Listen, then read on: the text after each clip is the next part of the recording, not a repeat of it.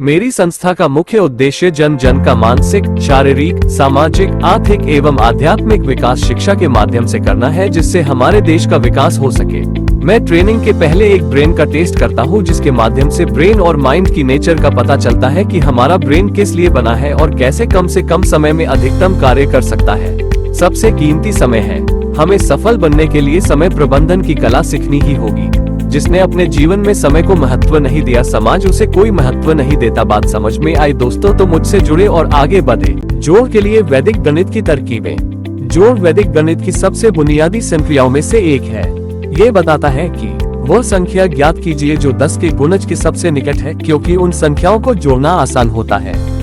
7, 8, 9 करीब 10, 21, 22, 23 करीब 20, 67, 68, 69, 70 के करीब है, 97, 98, 99, 100 के करीब है, इत्यादि। उन संख्याओं को जोड़े जो 10 के गुणज हैं। संख्याओं की कमी को जोड़े घटाएं। आइए एक उदाहरण की मदद से समझते हैं। मान लीजिए हमें 27 और 98 को जोड़ना है, तो वैदिक गणित हमें 30 और 100 को जोड़ने को कहता है, जो 130 है, और फिर 130 में से 3 जोड़ दो, यानी कमी घटा दें, तो परिणाम 125 होगा।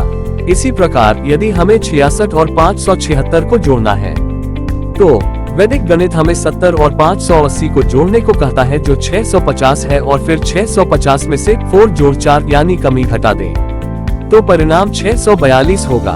वैदिक गणित का उपयोग करके जोड़ करने की एक और तरकीब है, जिसमें सैकड़ों को सैकड़ों में, दसियों को दसियों में तथा इकाइयों को इकाई में जोड़ने आदि को बताया गया है। उदाहरण के लिए मान लीजिए हमारे पास निम्नलिखित प्रश्न है: 220 जोड़ 364 जोड़ 44 जोड़ 18 इक्वल्स। वैदिक गणित हमें संख्याओं को उनके स्थानीय मान के अनुसार तोड़ने के लिए कहता है, इसलिए हम जोड़ को इस प्रकार तोड़ेंगे: 200 + 300 = 500, 20 + 60 + 40 + 10 = 130, 4 + 4 + 8 = 16। प्रक्रिया को दोहराएं। 500 + 100 = 600, 30 + 10 = 40, और इकाई के स्थान पर हमारे पास 6 है। अब 600 + 40 + 6 = 646 करें।